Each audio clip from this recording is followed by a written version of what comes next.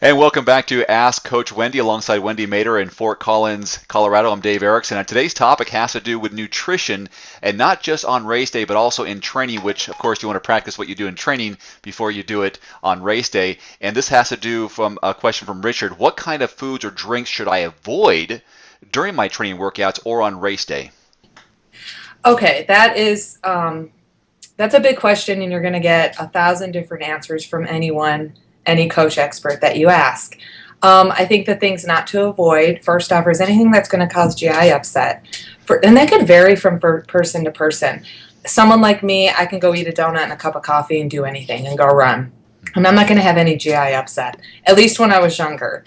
Um, um, I think more important than what you eat is how much you eat. So really keeping and watching the proportions and the volume of food you eat. When I started Ironman, back 20 years ago, I used to eat too much. I never had GI upset, but it wasn't until I went and got my sweat rate tested that I realized and was told that I just intake too many calories for my size and my energy expenditure. So if you really want to fine tune your nutrition, getting a sweat rate test is very beneficial. And there's a lot of formulas out there that you can do it on your own without going to a laboratory.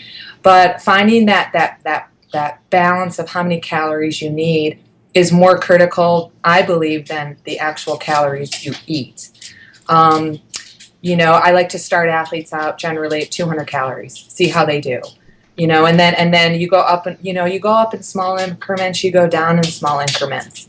You're gonna see information out there online, and there's a ton of it. It can be really confusing, but the metabolic efficiency diet out there, I think, is very effective for certain people, and that's a very, very low calorie type of way to eat. But that metabolic efficiency nutrition plan, it's a lifestyle too. It's not just these certain foods while you train.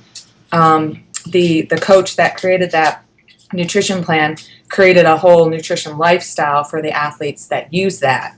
And I think that's important, whether you follow a vegan diet, a paleo diet, a high carbohydrate, low carbohydrate diet, that those are the types of foods you eat in training, because that's the types of foods you eat on a day-to-day basis.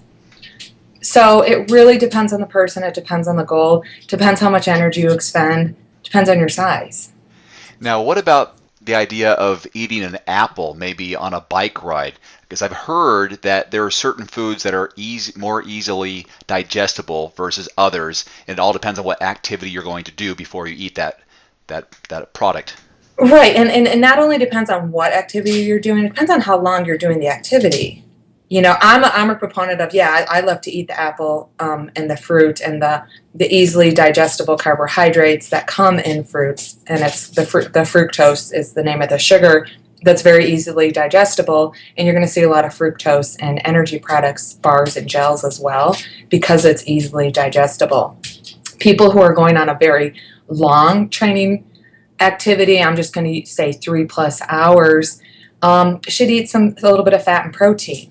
Healthy fats, almond butter, peanut butter, even like an avocado sandwich or something like that. So you're getting something that's going to more or less stick to you and kind of give you more sustainable energy. And usually if you're going that long, your intensity's lower, so your GI tract can handle that type of macronutrient, fat and protein, because of the lower intensity of your workout. And I think this is probably understood, but just in case, if they have it on race day, maybe practice with whatever that food or nutrition is they're going to have available in your training. Exactly. I change my nutrition every few years based on what the race that I'm targeting is going to have on the course. I have a very solid GI tract. Like I said before, I can eat anything and go. I'm really lucky, but a lot of people can't. A lot of people can't eat apples. A lot of people can't eat fruit. Some people eat the higher fat products. It just doesn't settle well with me. I prefer the higher carbohydrate product. And again, volume's important. Okay.